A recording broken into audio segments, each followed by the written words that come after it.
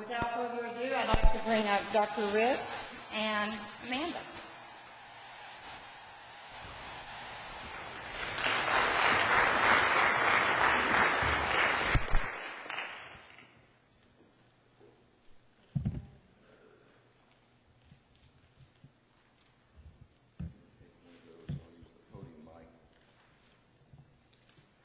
Just a little bit of housekeeping too, and thank you all for coming. Thank Arrow Heights Baptist Church, Pastor Green, for allowing us to have this forum here tonight. This is not a debate. It's basically a discussion, and you'll see in a little bit that even strong conservatives disagree.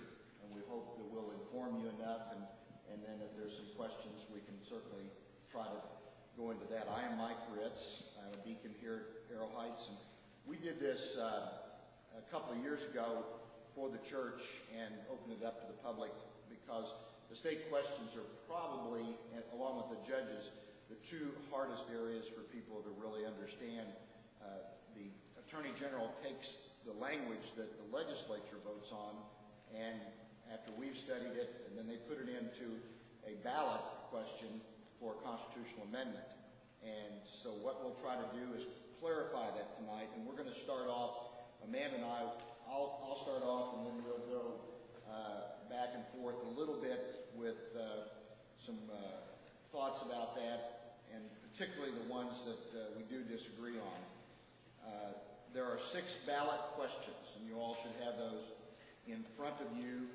The first state question is 758, and this deals with ad valorem taxes. Basically, the ad valorem taxes have, for the retired people, the reason that I voted for this and am in supportive of this is it lowers the rate that the assessors can assess from 5% maximum down to 3%. And it seemed that the retired people were getting hit pretty hard because the assessor could do 5% every year if he wanted to. And that's where you could say in 3 years it could be 15% on the value of your home. Now, this will only be for people that have homesteads and for agricultural property. And as we see agricultural property increasing in areas, especially urban areas, where it's growing out into some agricultural, it does not mean that it's commercial. It will not involve commercial property. It will strictly be homesteaded and agricultural. The reason for the bill, and it was originally brought up by Representative Dank, who is kind of our senior advisor out of Oklahoma City. He looks after a lot of senior issues, the elderly, and some of the things that are impacting not only people in his district in Oklahoma City area, but all over the state. The reason that this was brought up, and I voted, actually co-sponsored the bill, is that it will help us with the impact of the assessors increasing the value. And I don't want to mislead you.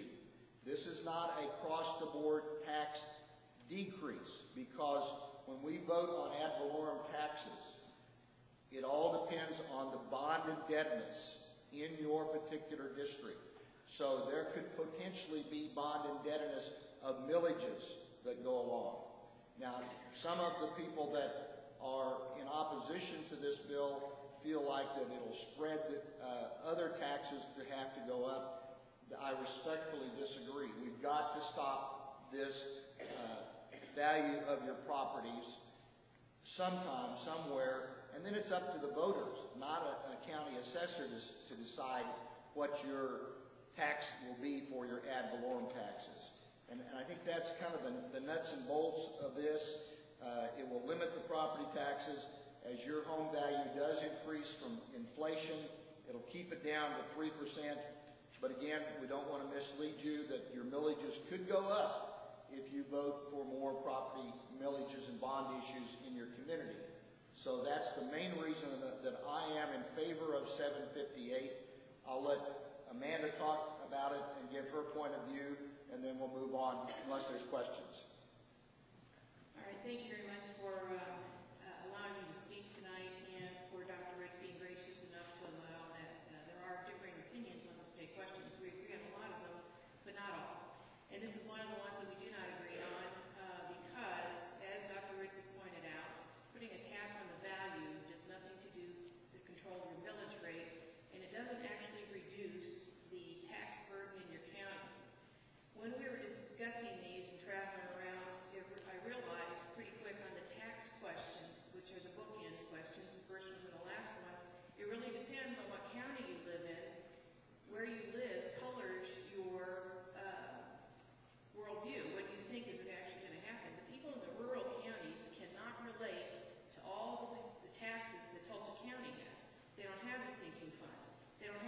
bonds. They don't have a city-county library. They may not even have a city-county health department. We're paying for all of those, and so we have high millage rates, and they don't. For instance, Beaver County has one that's relative, almost half what mine is. I live in the Union Public School District, so my ad valorem taxes are higher than those who are in Broken Arrow, and higher than Dewey Bartlett's, who lives in Tulsa County, but he also lives in Tulsa School District. By the way, he pays $18,000 in property tax in his house. If you're interested in how I know that, is you can go to the Oklahoma assessor's office, put in your name, and pull up your property, and you will see what the assessed value is of your house, the millage rate that you're paying, but you'll also see the itemized list of all the things that your property taxes are going to pay. Now, Tulsa County is a heavily taxed county. We're more developed. We have higher concentration of population. And that has an effect on what's going to happen with this. We oppose State Question 758 because the tax burden has not been reduced. You've put a cap on the increase of the fair cash value. One of the handouts that we've had is the formula that's given out by the Tulsa County Assessor's Office. And in your hands, you should have a flyer that looks like this. This flyer is the formula that the County Assessor's Office uses to calculate the taxes. Now, you know from math that there you have two parts that can multiply. One, A times B equals C. In this case, C is fixed because that's the debt the county owes. You're going to put a cap on A, which happens to be value, or it could go down. B goes up and down as needed to get C, because C is a fixed value based on what our debt is. We have debt. Everybody in here who voted yes on the school bond issue is the one that was responsible for keeping your property taxes up, because it is a continuation of a bond that you have to pay off. So the formula is, as your value goes down or is capped, the millage rate goes up to get the tax. We learned a whole lot more about taxes by examining these state questions, so we were very grateful that they were there, even though it was a pain in the neck and a big headache to understand tax questions in ad valorem. We're opposed to it because it's not a tax cut, it's perceived as a tax cut, and it only applies to those people who have homestead exemption, which of the three properties I looked at, only one of them had homestead exemption, and that was me, our property, and it only applies to agricultural land. What that means is that everybody else who is not in those two categories are most likely to have an increase in their property tax. The confusion is, as Representative Ritz has said, is that people are perceiving this as a tax cut, and all it's doing is putting a cap on your values, not a tax cap. And I'm going to read one thing real quick. This is from a publication by the Journal of Property Tax Assessment and Administration, and it says, this is a multi-page document, it says the bottom line is that capping values may increase individual tax predictability, but may have unintended tax shifting effects with respect to large numbers of properties, some of which may appear to be beneficiaries of the caps, while they actually pay higher taxes. So this is something that I recommend everybody call your county assessor about. There's a lot of people in that office who will help you with the intended consequences. Some will benefit and some aren't. Amanda, please speak to the issue of elderly citizens who have their property value capped. You have a cap. I'll give you a scenario that Ken Hazel gave me when I was in his office. If you're disabled or you're elderly, there's a 0% cap on your property, which means the value doesn't go up at all. It's zero cap. So you had a resident of Tulsa County who was blind, got his tax bill, and his property tax had gone up. He was under the impression he was going to get a 0% increase in his property taxes. So he went down to the county assessor's office, and the county assessor had to explain the cap was on the value, which is part A of the formula, but not on the millage rate. So your property tax does still go up. I asked down at the assessor's office, what's the solution here? You have to vote down every single bond issue. You have to get out of debt. So every time you vote yes on the school bond issue, you are guaranteeing that your property taxes are going to stay high. The other thing is that the excise board needs to stop rubber stamping the budgets that are given to them and challenge the taxing entities to cough up all the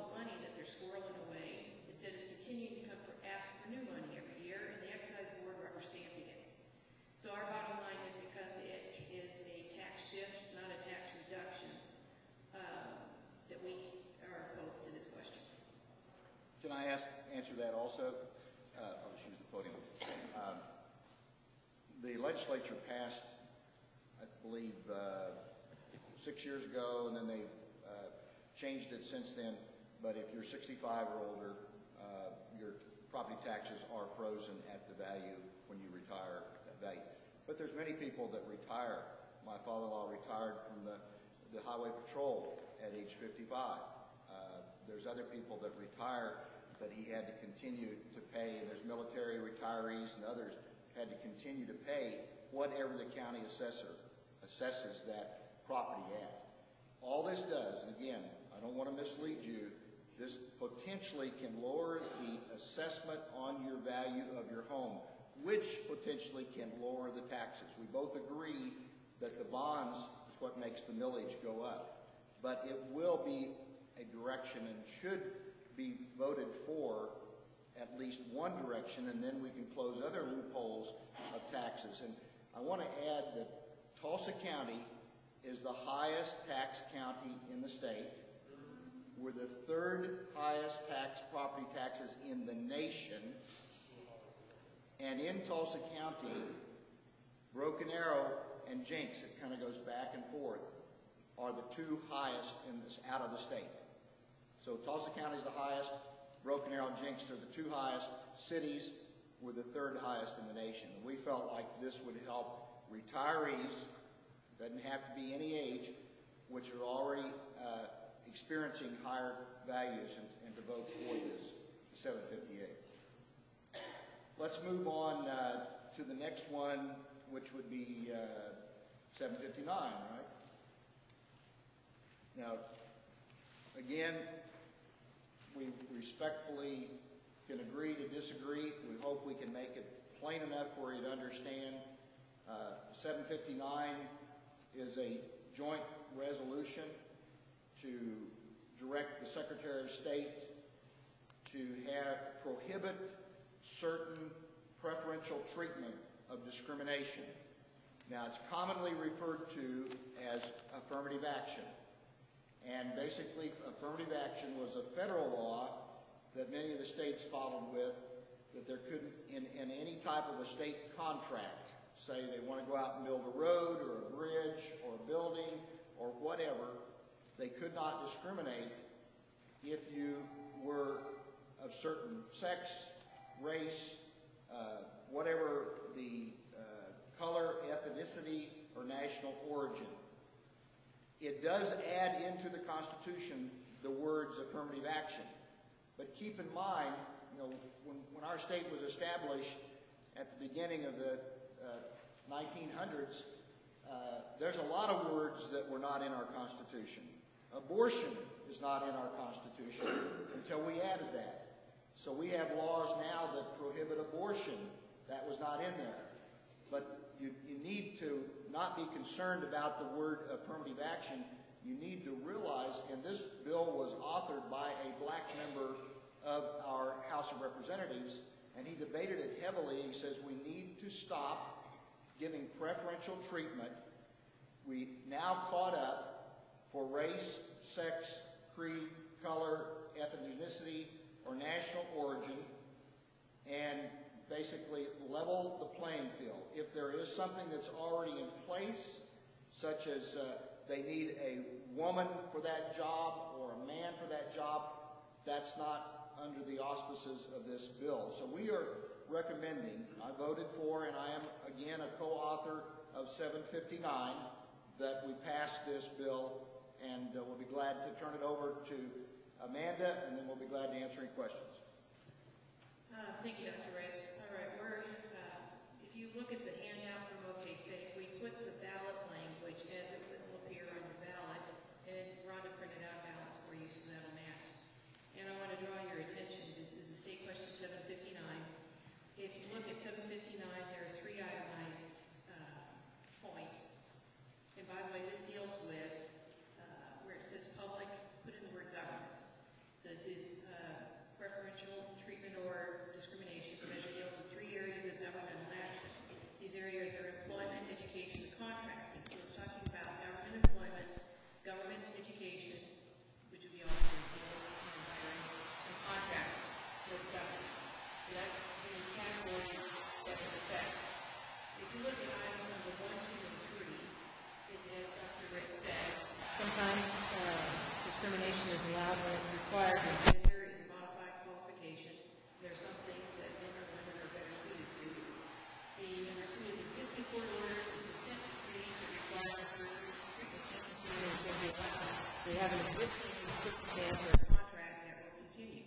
But item number 3 is the problem for us at OK Safe. It says affirmative action is allowed when needed to keep or obtain federal funds. Now, when you're talking about federal government employment, government education, and government contracting, you know that grants are often part of the picture. Federal funding comes with strings attached. We found that out when we started reading the grants, like the healthcare reform for the early innovator grant and other subsequent grants. At the back of those grants, which are contracts that 2 parties each agree to adhere to, by the way, it says that party A, which would be the state, if you take these funds and you agree to abide by these hiring practices, the Civil Rights Act, etc. All right? So, because it is adding, we have a pretty simple objection to this, because it added that compromise, and Mr. Connolly, Connerly, very fine gentleman from California, who's spoken with knowledge on this, admitted in Ada when we were speaking together, or at the same event, is that that was a compromise to get that's compromise language. Our position is that shouldn't have been in there. In 2009, we passed a bill that's a resolution, passed both chambers, and that resolution was the 10th Amendment resolution saying that basically we have states' rights. And what the federal government is an agency of the states, and that we have the authority to do as we desire, etc. Now, a resolution is not law, but it is a statement of intent and political will. So, by adding in item number 3, we have reversed political will from 2009, and also said, put in there, to say we're going to have it if the feds want it, and by the way, all the money from the feds is tied to the affirmative action. You want to speak to that? Mr. Connolly, would you want to come up? So we're opposed on principle. If you want to come up, Mr. Connolly is visiting here and has been speaking about this particular item, State Question 759. And again, don't let the language affirmative action scare you. We're trying to level the playing field because I had a call the other day from a young lady who had been accepted to OU Medical School, and because she had very high qualifications, but because the medical school had a requirement, a federal law, that they had to accept so many minorities and ethnic backgrounds, Native Americans, feather Indians, as my mother called them, and not a dot Indian, which is Asian, but they had to accept so many. She got booted out, not booted out, she got rejected for the medical school admissions. And this will stop that. This will level the playing field. You cannot discriminate. Mr. Connolly is visiting us, and I asked him to come tonight, and he can speak to that also about that if you want to, sir. Well, thank you, Dr. Ritz. It's a pleasure to be with you folks. I think this is an idea whose time has come. If our nation stands for anything at all, it should stand for equal rights for everybody. Civil rights are not just for black people, they're for everybody. And too many cities, counties, states, public universities have made affirmative action a cure that's sometimes worse than a disease. Affirmative action was intended when John F. Kennedy fashioned it to be a policy of non-discrimination. But over the years, it has become discrimination, sometimes against Asians, sometimes against whites. And in some cases, it's ironically against black people. I think that affirmative action marginalizes people. It presumes that if you're black or if you're a woman, that you can't compete. The government has to give you something. So I think that this is an idea whose time has come. If I were king, I would say, no, we don't want to put ourselves at the mercy of the federal government. But I think if you were to go to the average citizen and say that this state might lose $4 or $5 billion by having that clause in there about the federal government, this wouldn't pass. So let the legislature and the administration, the governor, fight with the federal government, the Obama administration, over whether highway dollars will be taken away or money from the Department of Education. That's an ideological battle that needs to be fought at another time and another place, not to put that into the Constitution. So that is the compromise that we have urged the states to take in every instance. This is passed in the state of California by 55 to 45. It's passed in the state of Michigan by 58 to 42, in Nebraska, in Arizona, and Washington State. This is an idea whose time has come. Don't be fearful of what the federal government might do. They have never yet taken away money or insisted, except for California, they have insisted that the state use preferences, and we don't have the backbone in California, I regret to say, to stand up to it. But I think that this state might have that backbone.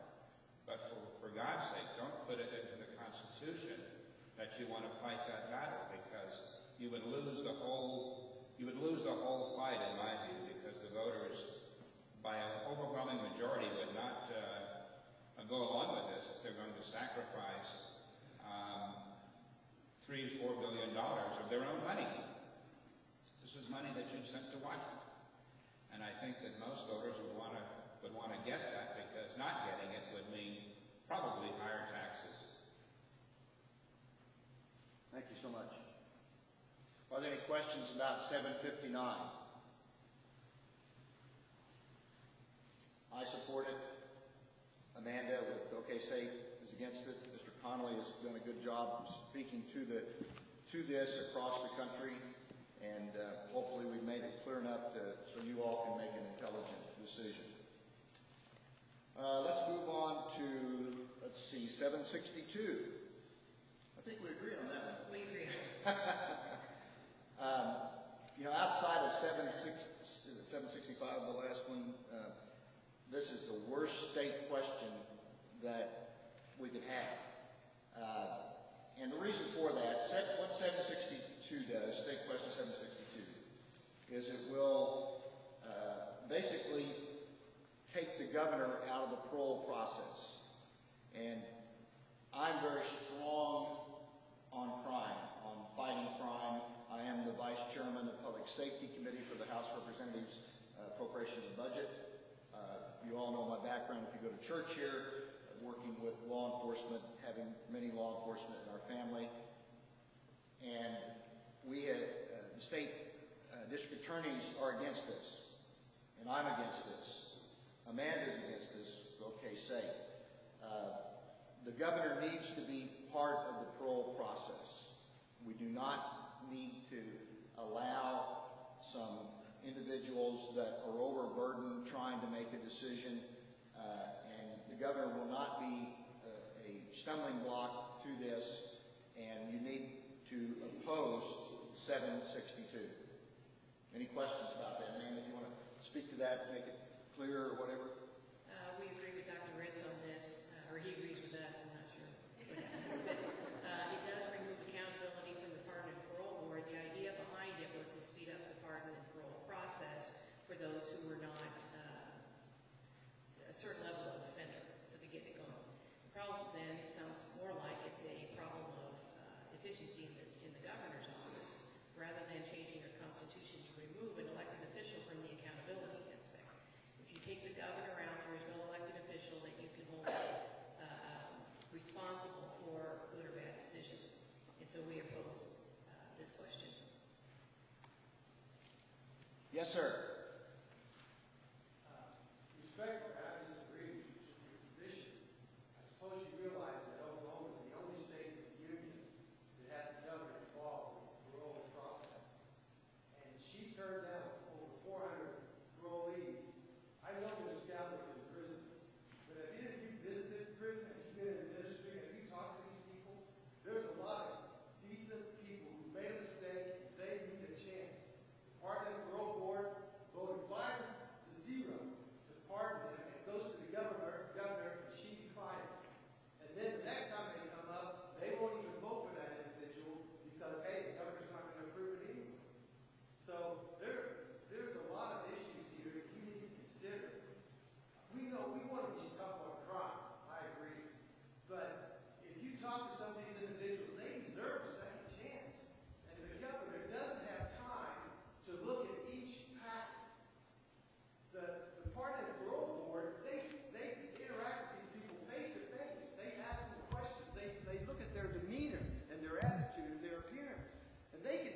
hand than the governor if they deserve a chance, a second chance. So I would vote for this amendment. Any other comments? Yes, sir. I kind of agree with what he's saying there. For this purpose, I have been to the Department of Parole Board with my son on many occasions, watched them go to sleep while the process was going on, and then give a no. The governor would just rubber stamp it, primarily because their job is related to a vote, and their vote is related to how they reflect on crime and what have you. So they'll vote somebody out or rubber stamp a no when there should be some consideration if that person's changing their heart, changing their attitudes, and how they have done all the programs necessary to be brought back into society. I thank you for your comments. If we can try to limit these to questions rather than talking in a debate form, so if we can keep it as a question. I have a question. If we approve this, and the Pardon and Parole Board is the sole determiner of who gets parole, and a criminal is released and then does commit some horrendous act, there's no accountability for, is that true? That's the real reason that we are opposing this. The governor needs to be part of the process because we can hold her accountable to this. And it's not just the governor that's doing this. I mean, she has a staff of lawyers and people, paralegals, that analyze all of these. And as one gentleman said, they turned them one down that the parole board recommended, and the other gentleman said they approved one that the parole board was for. So we feel like it's a soft on crime bill. In Oklahoma, I mean, we're first in a lot of things. We're the #1 pro-life, anti-abortion state in the whole United States. We've gotten awards for that. So even though we're keeping the governor in the process, we feel like that this is a good bill, and we both agree. Well, we only agree on the vote. We don't agree on the reasons. And I would say that it's like, I think we put too many people in prison and we have too many laws in the books. That, again, is not the question. I have one additional question. If there's any other questions, we'll move on to the next state question. Yes, ma'am. Can you tell us then if it's right for the governor to stay in this process, how her office is going to readjust her schedule, or how they're going to accomplish allowing prisoners an opportunity to get out for nonviolent crimes? Because she obviously doesn't have time if she's voting down almost 500 people that came before her. So how is she going to do this in a different manner if we vote this way? Well, as I said, I am Vice Chairman of Public Safety, and I'm not trying to say that, you know, we're bragging about one party, but we've had one party that's controlled this state for almost 100 years. And it's been in that aspect that the governor has not really had, I guess, continuity with the legislature. I'm very involved with the corrections. Our committee oversees the corrections. And we're very involved, proactive, to address just exactly what you asked for. I actually went down and witnessed a execution and wanted to see that not only as a physician, but also as a legislator involved with that process. I can't speak specifically what she's going to do, but I know she has an open door to what the legislature wants her to do, and she is now looking at this. Originally, she was for the state question, and we went to her and told her, Governor, you don't need to be out of the process.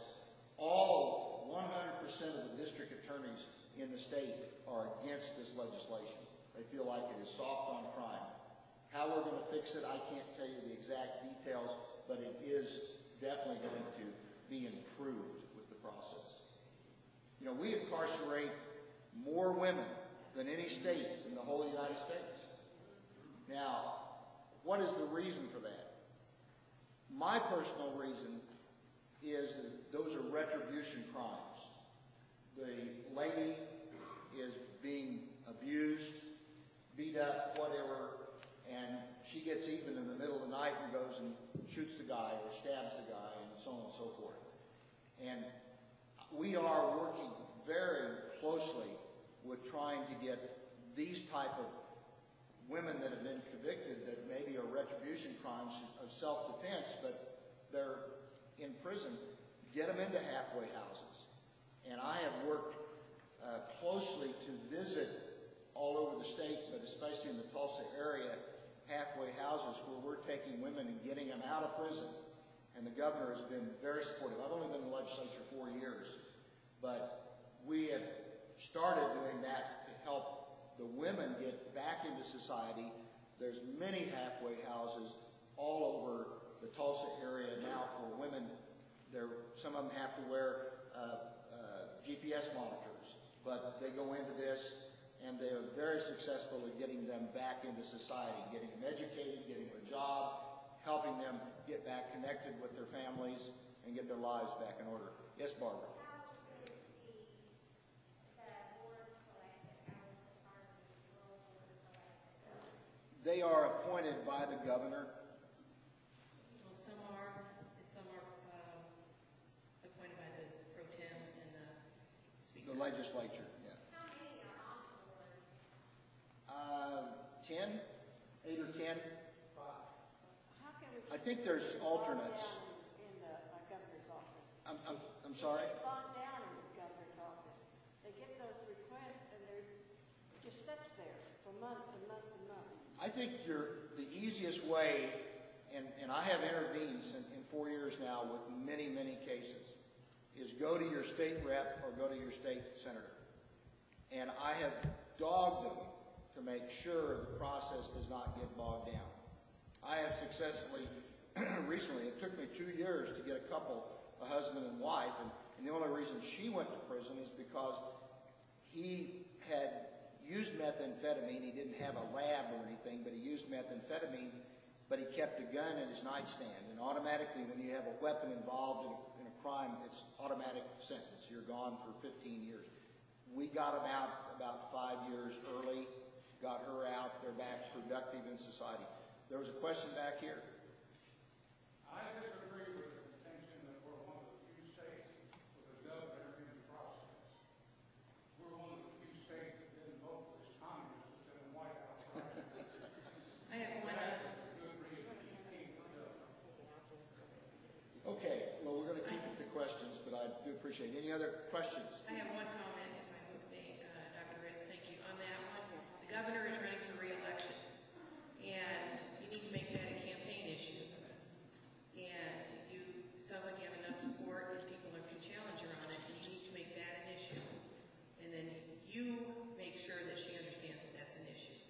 And let's see if the pen works a little faster. Not to overstate it, but not only the governor has to come for re-election, but again, your state representative and your state senators have to come for re-election every 2 to 4 years. And to me, they're the ones that can change the system if you, I hate to use the term dog them, but you should constantly let them know about their circumstances. I've become someone that listens, and I get calls from all over the state, and we're not supposed to be the first response to someone in Beaver County. We try to let their state rep or state senator handle that. Rhonda. Okay, did this occur during other administrations, or is this just a Governor Fallon incident? No, this will be keeping the Constitution as is, that the governor is part of the protocol. Right, but was it a slow process during Governor Henry's?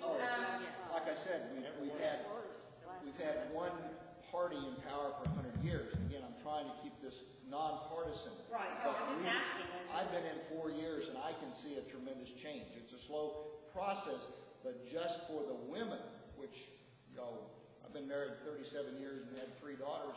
I know what women have to go through, and I delivered 2,000 babies, and I feel connected to women to the point that I see where a lot of women are being abused, and their crimes are more retribution crimes, why we're #1 in the whole United States of incarcerating women. We've got to fix that. I've been on it, working with people, trying to help as much as we can. I just didn't know if it was just something that started or if it's been ongoing for a number of Any other questions? Let's move on to 764. I think we're in order, aren't we, Amanda? That's correct.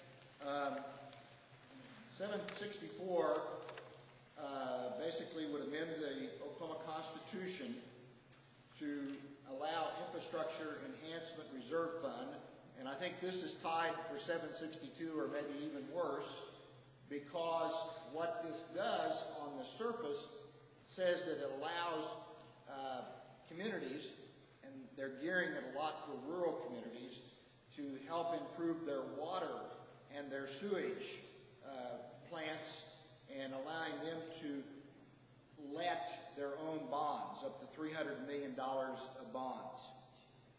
Now the danger of this, and I'm opposed to this, Amanda's opposed to this, the danger of this is there is no guarantee, and if you read the bill as we do, we try to look at these things inside out. We try to look as legislators who's running the bill to see what their ulterior motive is, but there is no guarantee that these bonds will be used for strictly sewage or water treatment plants. Let's give an example. And I'm not picking on Durant, but let's say Durant all of a sudden gets in trouble with their city government, and this is not water treatment related. They can go and borrow that money from the taxpayers of the bonds there and use that for another purpose. And that's why we are recommending that 764 be a no vote, because there is no guarantee that it will be used for what it states it is if you look at the intent of the language. All right, thank you.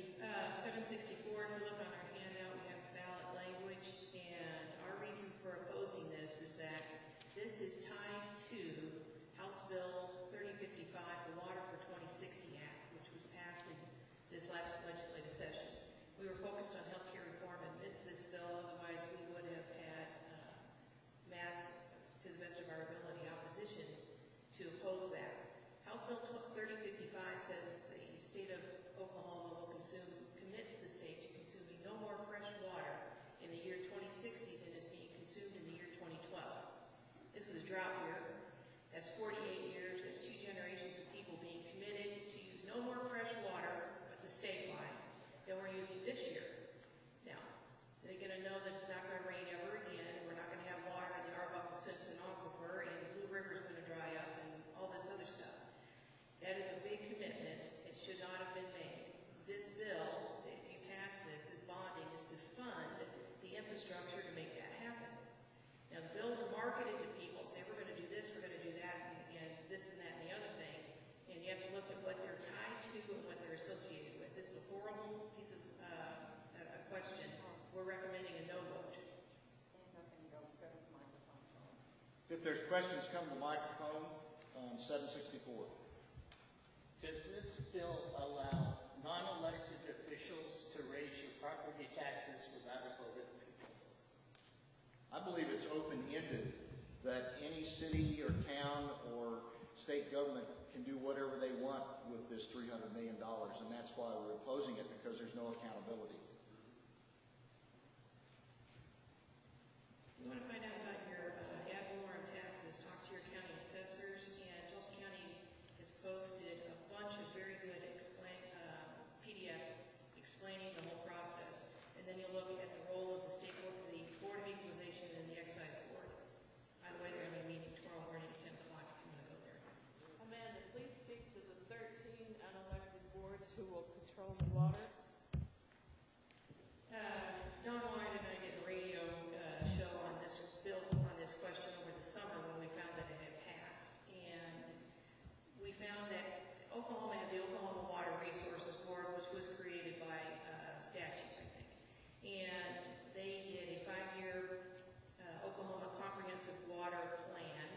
It took them 5 years, and they produced that. And they had out of that report, which is quite beautiful and full color publication. They had a recommendation, I think, of 9 different pieces of legislation, and 4 of them got through. House Bill 3055 was one of them, and the state question is the other. And in the back of that, when they're citing the sources of their findings. First off, they believe that climate change is anthropogenic, man-made global warming, and that justifies the science that's behind it. And then they also cover themselves by saying, well, whatever is actually causing it, we need to do something about it. Well, the sources of the experts are reports that they commissioned to have done, or reports that the Water Resources Board had written in the past. So they sourced themselves on a lot of that and then produced their report with their recommendation. I have a big problem with that. And as far as the 13, I don't know, I can't speak to that right now. But the idea is that the Water Resources Board sourced themselves. They're using bad science to make the decision. Plus, they're one of those, 500 authorities, boards, and commissions, and trusts, or agencies that are out there that are actually running things that we really don't know who they are, yet they're making decisions that govern our lives. So we don't think they should be given $300 million in bonding ability. Also, the infrastructure that they're wanting to build is to make this House Bill 3055 actually happen, and it's a bad idea. Any question that you have on like this item that this young lady asked, you can contact your state representative or your state senator, and they work for you, work for us as taxpayers, and they have access to a research staff that can research anything you want to know about any question there is. So if I'm your state rep, you shoot me an email, mike.ritz@okhouse.gov. It's on the Oklahoma House Representatives website, and we'll get you an answer. And we do answer, as Rhonda says, we do answer questions all the time. And I sometimes don't know, but I refer to them, and our House legal staff can get an answer pretty promptly. Any other questions on 764? We both agree to vote no on that. Okay, let's go on to 765. And 765 is a joint resolution, constitutional amendment to I'm trying to read the bill as well as the ballot issue. What it basically is addressing is the Department of Human Services. And I am opposed to this. I debated against this on the House floor. The reasons for that is it only removes the name of the Department of Human Services. It does not remove, as we're led to believe, the Department of Human Services. It also brings the governor into the process of appointing the director of the Department of Human Services. And even though the language says legislature will be involved, we looked up the law, and until today, Amanda was ambivalent about this, and I showed her the law that the governor appoints at the advice and consent of the Senate, so the House of Representatives, which I'm a member of, were taken out of the process. This makes a total power grab by the governor on this situation, and the governor already appoints the board. The board is already appointed by the governor. And it also breaks up the DHS into 4 different agencies, so it grows government big time. We have problems with DHS, but the problems are not from the employees or from the governor or the staff or whatever. We know the evil that dwells in the world that's going on around us. And so we're recommending, again, one of the top 3 to vote against 765. Our whole board hasn't met on this one, so our answer is still yes with reservations, and the reservations are, as Dr. Ritz has pointed out.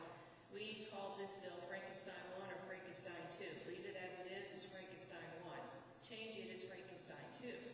This came out in 1936. It was an amendment to the Oklahoma Constitution, and it came when Roosevelt was president, and we adopted the nanny state stuff, which is the Department of Public Welfare and this commission, etc.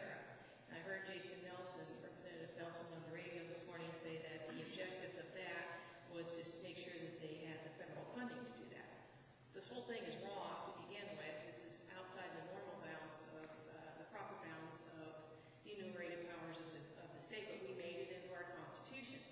So it's still nanny state, but it puts nanny state under the authority of the legislature. It is true that the Senate, the governor makes the appointment of the director with the Senate approval. And as was pointed out today, that's normal mode of operation is that the Senate approves appointments by the governor. The bill that everybody ought to take a look at is that if State Question 765 passes, look at House Bill 3137, which Dr. Ritz, Jason Nelson mentioned and Dr. Ritz sent me today. And you'll see where the concerns are in here. It says the director shall publish an annual report, etc., but they're asking for a whole lot more statistical information. We said at the beginning they're going to have a solution that's technology-based. The other thing that I don't like is that it changes who this director is responsible for reports. It is associated with at the federal level from the Social Security Administration to the Department of Health and Human Services, which is currently Kathleen Sebelius. We do not like. So, but she'll be replaced by somebody else that we don't like as well. So, you just make up your own mind on this one. It doesn't get rid of the institution, as Dr. Ritz pointed out. It does change some accountability, removes it from the Constitution, puts it under statutory authority. You have some measure of oversight if you would like to track all the bills, but the governor and the Senate appoint the director. Questions about 765? Yes, ma'am. Would passage of this bill in any way make the work of the Human Services Department more efficient or less costly? Well, no to answer you broadly or simply, but broadly, anytime the legislature tries to tweak something, it messes it up even further. And look what happened to the medical examiner's office. I mean, the problem with the medical examiner's office was we had two bad medical examiners back to back, and the board wasn't really stepping up to do that. They have done that, and we have allowed to back off and let them try to get it straightened out. And if you have a problem, again, with an agency, you call your elected official. I know who to call. I had a perfect example on Labor Day weekend. I get a call from a gentleman, his wife had died of cancer, and on like Tuesday or Wednesday, and he couldn't get the cremation permit, and he calls me on a Saturday, and he said, we're trying to get this taken care of so we can have the ceremony and get the, cremation and people coming in and out. And Hayhurst Funeral Home couldn't get anything done, and within, I would say, 15 minutes, I had the chief of the medical examiner's office, the chief of the office director on there, and we had them their cremation permit taken care of on a Saturday on Labor Day weekend. So if you really are not getting results from your elected official, that's who you need to talk to. Whether this will help DHS, I have helped numerous cases of DHS get resolved. People have been working on for a long time. And the system starts at your elected official to keep the DHS accountable. Now you're adding another layer of bureaucracy, and you're taking me, as a member of the House, out of it by voting for this. So you need to vote against it. Okay, the last one. Any other comments or questions? Primarily questions about 765. 766 basically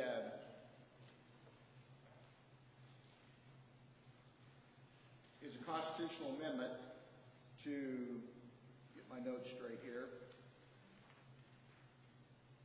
to allow personal property, intangible personal property items to be removed from the taxes. And it's defined in the ballot. You can read it as well as I do what the definition of intangible personal property is.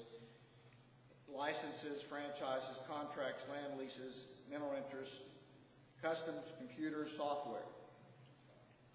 I am encouraging people to vote for this because what 766 with intangible licenses is, it's kind of blue sky out there that's being taxed. And any time that I can get rid of a bad tax, like we talked about with the property tax in 758, I'm going to be at the front of the line. Now, if we want to put a heavy tax on abortion or a heavy tax on liquor or a heavy tax on tobacco, I'm for that tax. But something like this, we have another opportunity. It's been pointed out that the Chamber of Commerce is lobbying very heavily. Well, they do get some things right. 90% of the time I don't agree with them, but they are right on this because a lot of the big corporations and the oil companies are being heavily taxed on intangible property.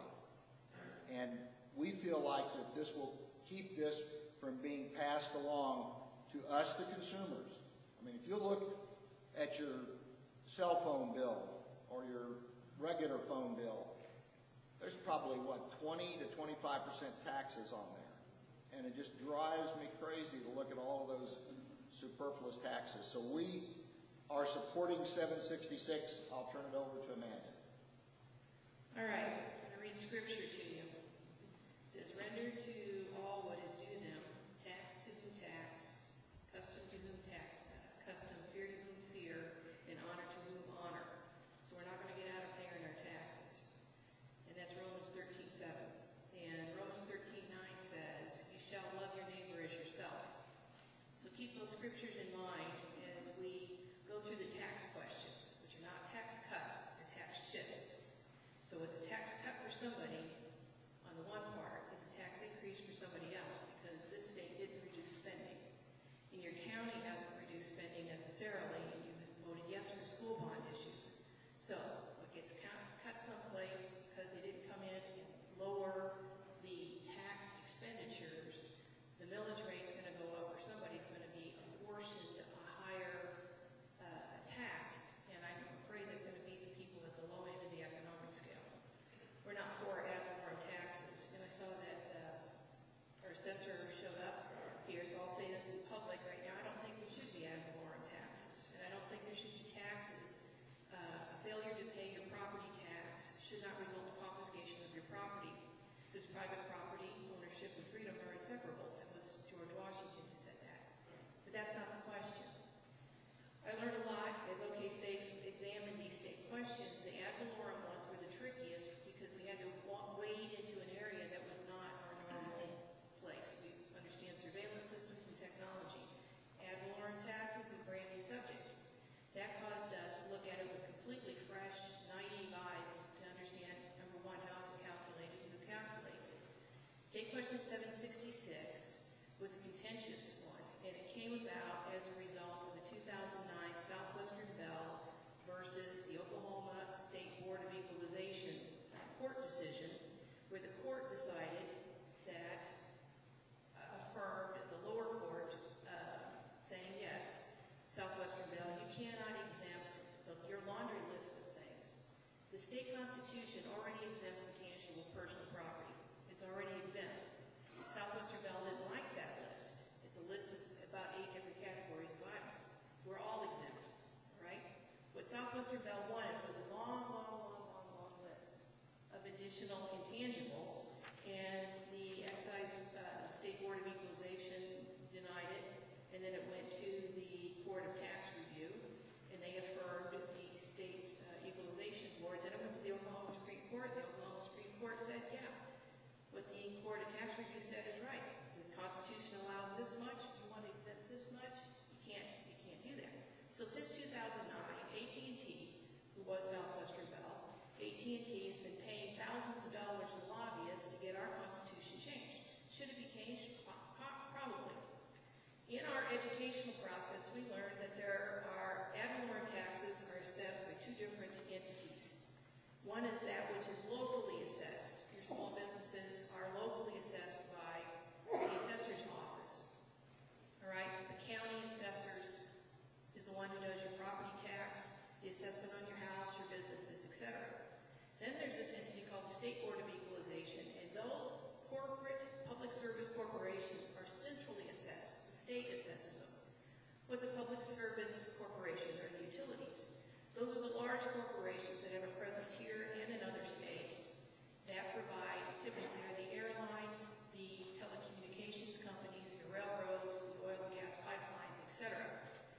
go to the Oklahoma Tax Commission website and look on reports, you can see a list of all the entities that are centrally assessed by the State Board of Equalization. That's who will primarily benefit from State Question 766, because their ad valorem tax will go down. And I won't get into the unit method of valuation because that's a little bit complicated, although I do understand it better now.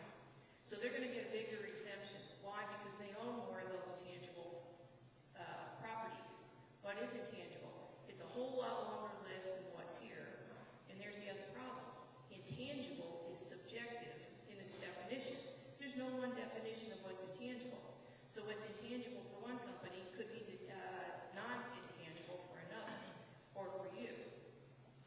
The county assessors have an organization, and they were part of a 21-member committee that was working with the legislature to come up with this language all through 2012, the last session. Those people were trying to tell the legislators to say they need to separate this question into two parts and have two separate questions. One for those entities that are locally assessed so that we can stop the impact on those small businesses, so we're not going to be taxing them. By the way, there's no new tax. And then have the centrally assessed, the large corporations, as a separate question. Well, according to one assessor who was there during that last week, AT&T had paid a bunch of lobbyists to come in there, and they hammered the author of the bill and said, listen, we got to have those two questions together so that it won't look like an AT&T tax credit. So it's together. So those, both which are centrally assessed and locally assessed and centrally assessed, are bundled together. Now, should there be an exemption for this? Yeah, there probably should be an exemption. What they don't know is what the financial impact will be if AT&T now gets to, and other corporations, the telecommunications company, now get to exempt almost 50% of their wealth from ad valorem taxes. So what your county can, if they have the presence of that corporation is present in your county, what you can now collect from them has gone down. So guess where your assessor is going to have to get the money? Because we didn't reduce spending.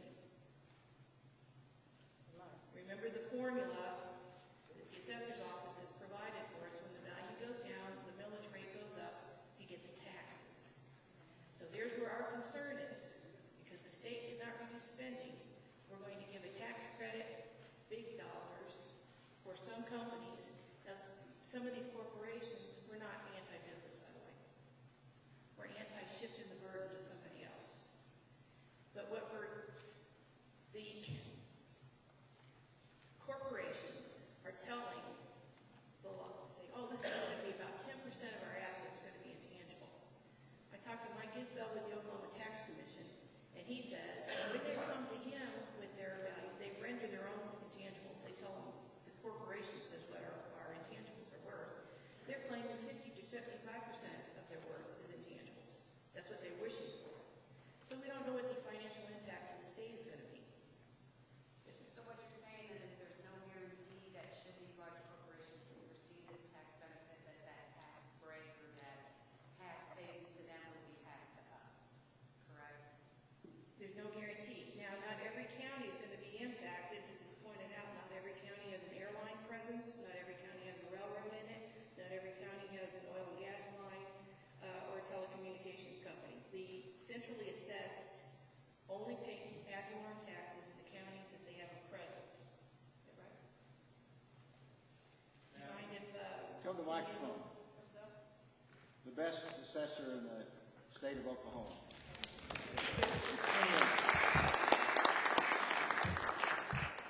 Can I not ask a question but explain this? Briefly, if that's in your vocabulary. My office created this little equation, and please look at it. I want to clarify some terminology that's easy to get into, and it took me a while to figure this out as assessor. There are no taxes created or determined by the centrally assessed. All it is a valuation. All they're doing is determining the value of something, and then they come back to the county to say, well, you got this much value in your county or not. So if we decreased what they determined as value in Oklahoma City, coming back to this county is less value. The amount of taxes is determined by your excise board. By the way, I'll reiterate, there's a meeting tomorrow morning at 10 o'clock. The excise board, all ad valorem taxes are local, have nothing to do with the state. They're determined down here in the county. So if they say X amount of dollars tomorrow, year before it was $608 million. Last year it was $626 million, and if they approve $635 million tomorrow, that's the amount of taxes that have to be raised. Now, if I have less centrally assessed value, the rate's got to go up. Who gets that rate? Everybody. Senior citizens, everybody in the county has a higher rate because we'll have technically less value to pay for the X dollars. So please view, I'm sorry, Dr. Ritz, you're one of my favorite people, please view the cap laws the same way as you do this. Anything that changes value shifts the tax burden to those less able to pay. Senior citizens have a zero cap. They can freeze their taxable value. Every neighborhood that doesn't go up 3 or 4% is going to have shifted to them a higher rate, so they pay more of their fair share. Fat cat like me, hasn't happened recently, but one year my house went up, my neighborhood went up 14%. Why in the hell would, why in the heck, He's a Marine. Why in the heck would you, and I grew up on a circus before that, I've had a lot of handicaps. Why would you limit me paying my fair share at 14% or the corporation is growing at 12% and shift the ability to pay that money down to the zero cap senior citizen or the areas that aren't growing 14% or 3%? That's what happens in these cap laws. We're turning into California. We got to, everybody decide to be fair with each other, and by golly, let's stop spending. And you stop the spending by being at excise board tomorrow morning. Thank you, Mr. Hazel. And I think, and I know he's very passionate about this, but I do want to let you know this was not taken lightly when we debated and when this bill went through the process. And probably some of the top conservatives in the legislature sponsored this. I didn't sponsor it, but Representative Jason Murphy, who is 100% conservative index and probably one of the most detailed people in the legislature. But let me just ask you on this particular bill, as we've talked about, we beat up on AT&T, and Amanda pulled the Bible card. I'll remind you about what Goliath and that little shepherd boy named David went through in 1 Samuel 17 down to 1747 when David was getting dressed for battle. God said in verse 47, he said, the battle is mine, saith the Lord. So we do have a lot of responsibilities, but we also have an almighty God to advise us. And none of these decisions are taken lightly without on our knees in many cases, prayerfully. But I want to just ask anybody in the audience, does anybody have any royalties, mineral rights here? I certainly do. Okay, that will lower your taxes because that's intangible. Mineral rights. Does anybody have any insurance policies here? Most of us do. That will lower your intangible insurance policy taxes. So it's not just intangible for AT&T and Southwestern Bell. You look at the list here, they put it in the ballot, probably did a good job explaining it. And anytime, I'll repeat it, anytime that I can lower a bad tax, I'll be front line. And that is one thing we're able to do, is a bad tax. Yes, it potentially can shift it, but then it all goes back to us, doesn't it? If we want to vote those bond issues and keep voting those taxes up and those millages up for, again, the highest tax county in the state, the third highest tax in the nation, and Broken Arrow, 1 or 2 with Jinx in the whole state, then keep voting those bond issues. But we can also plug that hole when necessary. Do a question here? AT&T's going to pass the tax right on us anyway. I mean, whatever they get back, they don't pay it. It's tax.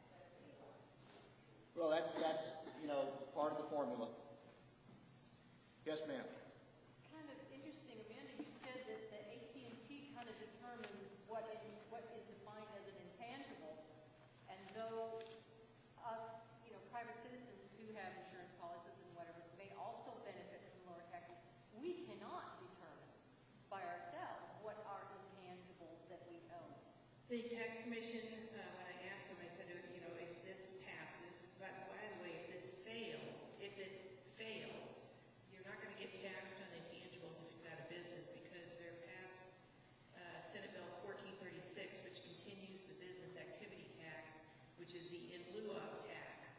So that continues. It's $25 fee, so some filing costs associated with that for businesses in lieu of an intangible tax. So they got a stopgap for protection in case this question fails. I had to learn what this means of rendering their property.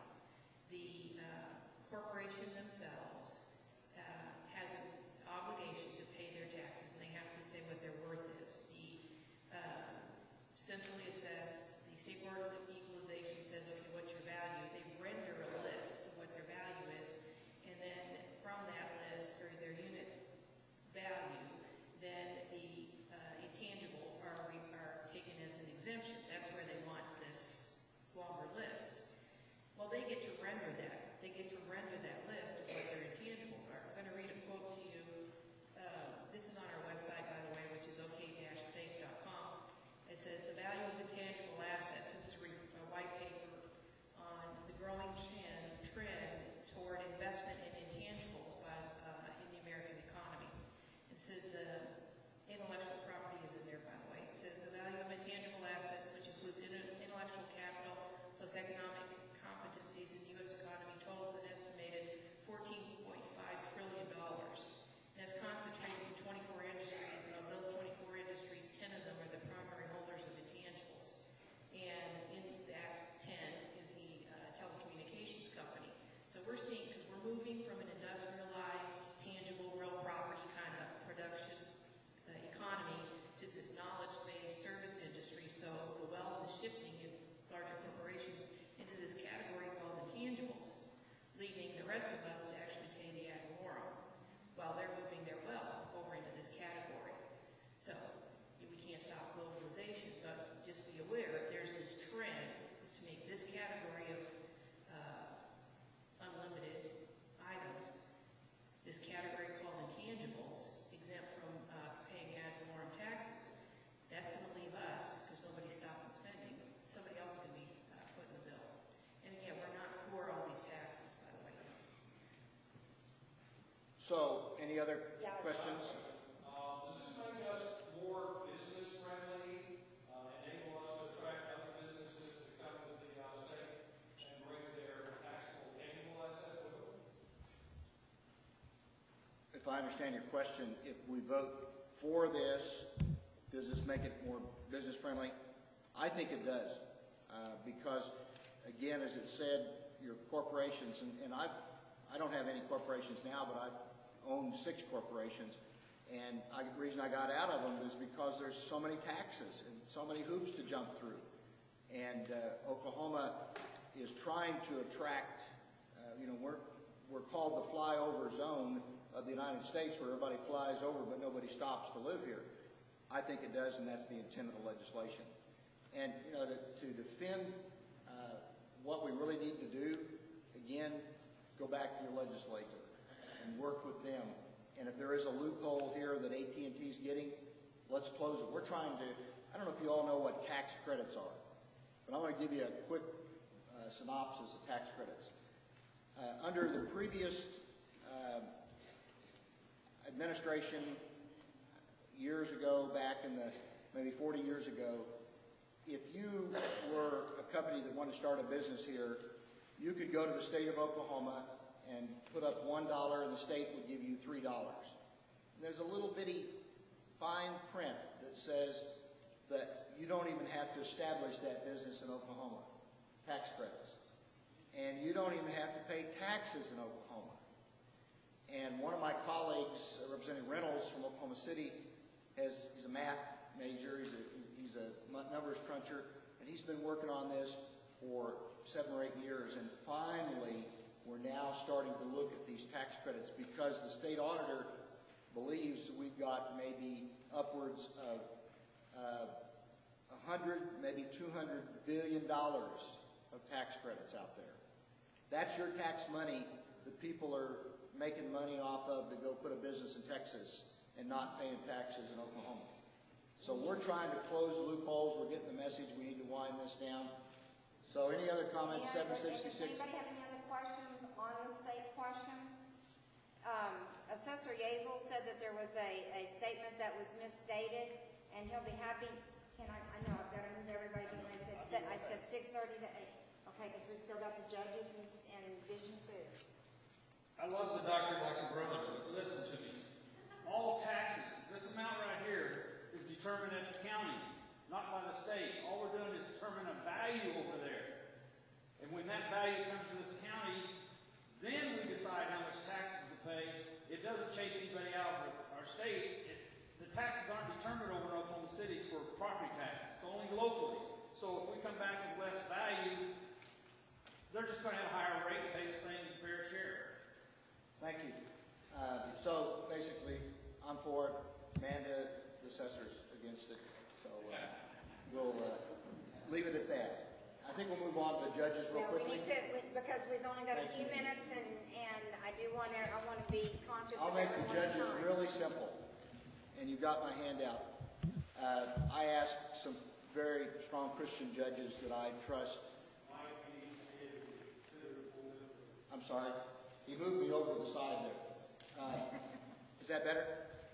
There were I asked some Christian judges, who do we need to retain and who do we need to fire? And of all the judges on there, there's only two strong pro-life judges, Judge Lewis and Judge Brutner, that adhere to their constitutional oath. The rest of them, I'm recommending voting against. So yes for Lewis and yes for Brutner. Very simple, and now I'm done. Thank you.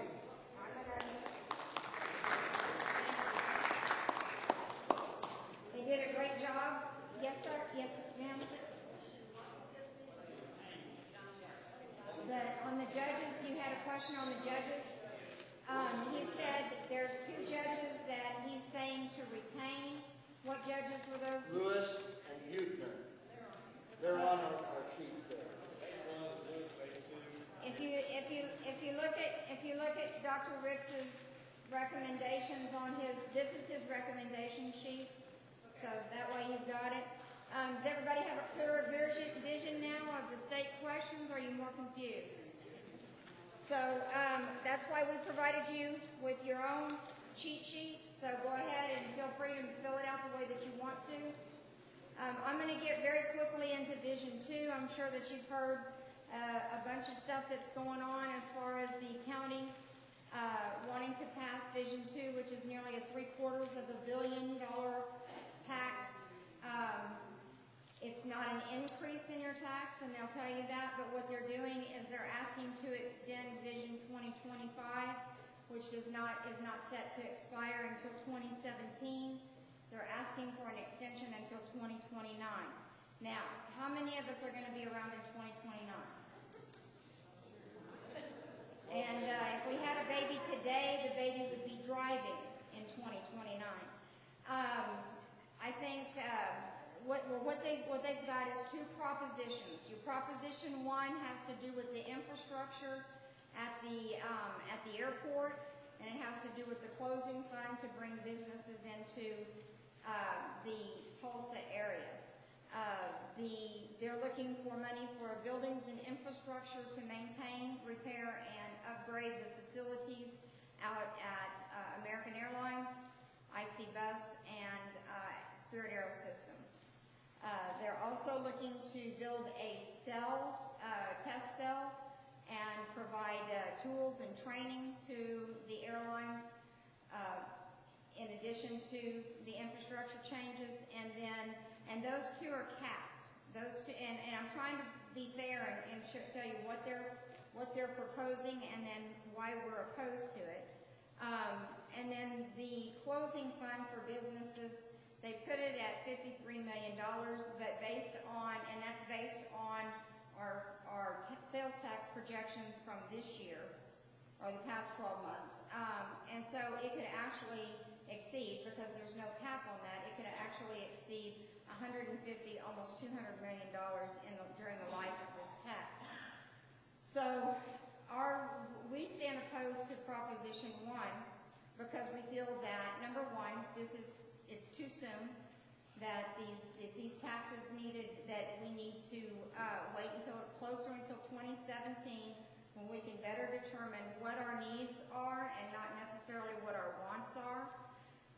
We believe that it's too rushed, that this was brought to the public on August the 8th. It was voted for on August 13th by our commissioners to be put on the ballot on November the 6th. There was no public discourse. There was no discussion. It was that fast, and they used the excuse that if we don't do it, then American Airlines is going to leave Tulsa, and that's not true. It doesn't matter what we do, whether we make those upgrades or we don't make those upgrades. American Airlines is in bankruptcy. They're going to make their own decisions, and it has absolutely nothing to do with whether or not we make those changes. Now, also, they pay a way below market value on rent out in those facilities. IC Bus pays $1 a year. I believe that Spirit pays about $42,000, and I think American might pay a little bit more than that. However, when you consider the amount of space that they've got, it's written into their contracts also that they are responsible for any repairs, maintenance, and upgrades. So why would they come to the citizens of Tulsa and ask us to once again bail out American Airlines? And so we stand opposed to that for those reasons. Proposition 2 in the Vision 2 process actually goes for what they call quality of life improvements.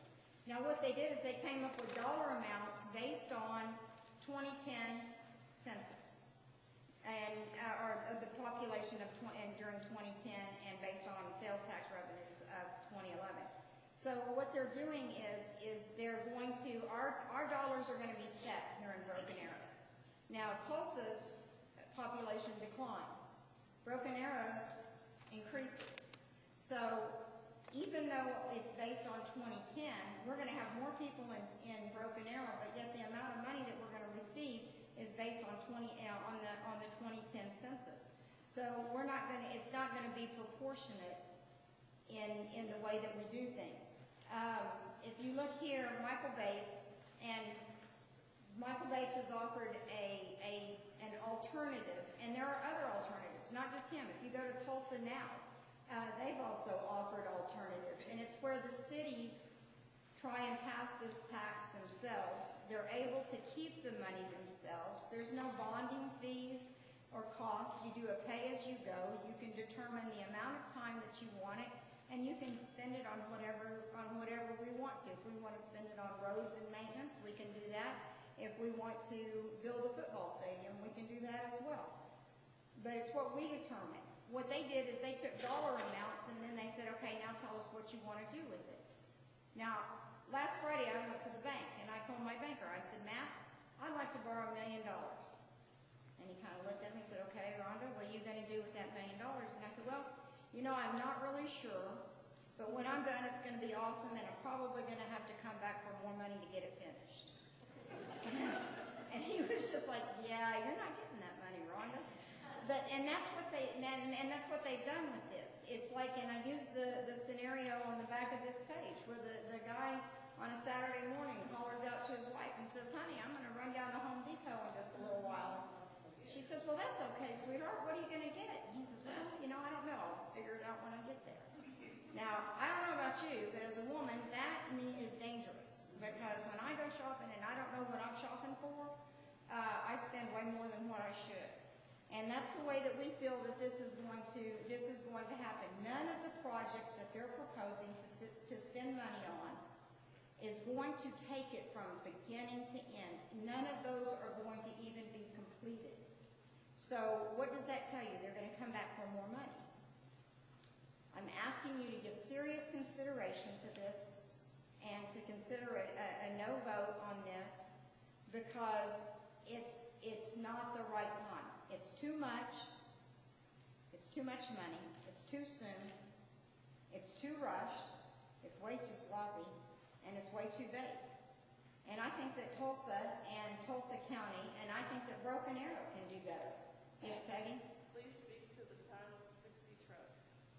It also will establish another trust, which you've heard about, which is going to be made up of the 3 county commissioners, the Tulsa mayor, and 3 mayors from the outlying areas. So Broken Arrow may or may not have a voice in what goes on, or Skiatook may or may not have a voice in what happens. But the way that they have set this up, and thanks to Amanda requesting a freedom of information, or what did you call it? Open records request. In their actual minutes, it states that they want to be able to hold these meetings behind closed doors in a way that they come out and they make the decisions, and you will not be able to request an open records report on how they came about with the projects that they did, and so you just have to accept what they've done. I think the timing is wrong. I think that we can do better, and I would actually, if it doesn't feel good in your gut, then I would ask that you vote no on Vision 2. Does anybody have any questions about Vision 2? Larry? Quick question. Maybe Mr. Hazel knows the answer, but just for a talking point against it, I've already kind of used this. I'm not sure I'm right about types of things.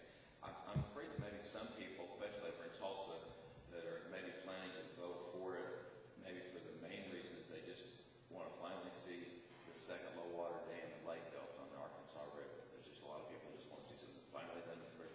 And is it correct that the Vision 2025, before it expires in 2017, that tax will raise an excess of $100 to $125 million surplus by the time it's expired, and that money's not been allocated to anything? And wouldn't that be more than enough to build that low water dam on the Arkansas River? Was the lake going to cost like $79 million? They've dedicated $71 million. If you go to my banker, they won't even talk to you about a loan on phase 2 without an accounting in phase 1. And phase 1 is 2025. They're all over the map. You know, they call me Crazy Ken because I projected anywhere from $40 to $90 million surplus for the first phase, 2025. One of the commissioners got on the radio and admitted $40 to $80 million. My calculation is it's going to be over $100 million. But nobody has an accounting for it. And we got to collect it for 4.5 more years. Why in the heck would we be out there determining a new loan without even settling up the first one? And oh, by the way, who wants to buy a bond that doesn't even start collecting money until way out there? So where are they going to get the reserve for the bond? Where are they going to get the interest payment? It's over here in the first phase, unused money or something, indirectly, money's fungible. I say, demand an accounting for the first thing, pay as you go for 3 or 4 more years, pay cash. Now that offends politicians and attorneys who like issuing costs, interest, BOK, whoever. It offends them to pay cash. But that's what we should be doing as taxpayers. Make them account for phase 1, then we'll talk about something else. Agreed.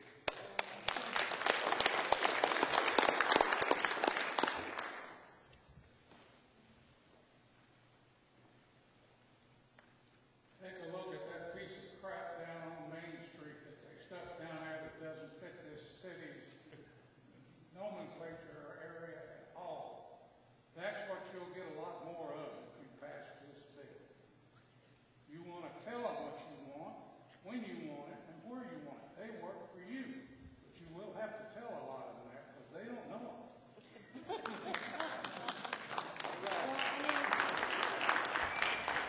In regard to the river, we don't even know if there can be low water dams that can be built.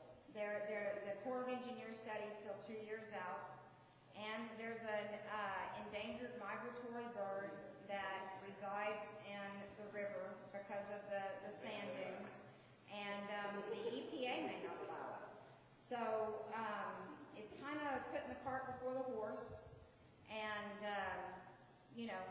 I am part of the Citizens for a Better Vision. We are a grassroots organization. We're up against a lot of money. You guys have heard all of the you've seen the commercials, you've heard them on the radio. I'm sure you've received numerous beautiful flyers telling you how wonderful this is in your mailbox. And so, you know, we're just asking that just if it doesn't feel right, don't do it. Now, we're going to be on Saturday. There's a rally at LaFortune Park with OK for Tea, and it's called Save the Rally Republic, and we'll be there. And I'll be one of the speakers there. And then on Sunday, there's also a forum at the Temple Israel, where J.D. Alexander will be the opposing voice, and Karen Keith, Commissioner Keith, will be the proponent for Vision2. That starts at 10 o'clock on Sunday morning. I'm a pastor. I apologize if anybody misses church. You know, the more people that we can get there, the better off. The more questions you can ask, the better we're gonna be. We do have signs and buttons and stuff in the back. I would ask that you, if you're in opposition, if you would show your opposition. Larry? Oh, yeah. Larry is going to have a sign wave on Saturday at 3 o'clock also. Go ahead. That's it. For those who are opposed to Vision2, it's the second opportunity Saturday following the big Save the Republic rally from 3 to 5 p.m. If you'll probably will already have signs made over the Fortune Park. Just come on over to 71st Domingo at the southwest corner of 71st Domingo from 3 to 5. We'll stand. We'll come take our opposition demonstration to the street with a sign made. Thank you. Okay, last but not least, what you got? TC, did I forget anything? Oh, money. Well, if you want to make a donation to our cause, you can in the back. But I did want to make sure that everybody knows that we vote on November the 6th in the back so that we can all read it. Check and make sure that your polling place has not changed. Mine changed twice this year. So it went from one place to another, and I guess that one didn't work out so good, so they put us back at the original place. So make sure that you check back there. Make sure that your polling place is, you know where it is, so that you don't have any issues and it's not frustrating on November the 6th. And remember, you have to have a voter ID, either your voter registration card or a photo ID to be able to vote. Early voting, it starts Friday, 8 to 5 on Friday and Monday, 8 to 1 on Saturday. You go down to the election board down on Denver, just past David O. Moss. So, does anybody have any questions? Yes, Peggy? One comment. If you're using your driver's license, look at it before the Tuesday and make sure it's still current. Peggy works the polls, so she knows what's accepted and what's not, and I know that there's going to be a lot that's going to, they're going to be very, very stringent on the rules. So if you would make sure that your driver's license is current, if that's what you're going to use as your form of ID, and a Sam's card will not work. So without further ado, I guess, yes, ma'am. My last name is Villamont Smith, VUILLEMONT-Smith, and that's Rhonda with no H. We're going to make it as difficult as we can. So I want to thank you guys for coming out, taking time. If you have any questions, Representative Ritz and Amanda are here. Ken Nazel is here to answer any questions that you have about assessors and how your taxes are assessed. So feel free to pepper them with questions, because that's what they're here for. Thank you so much.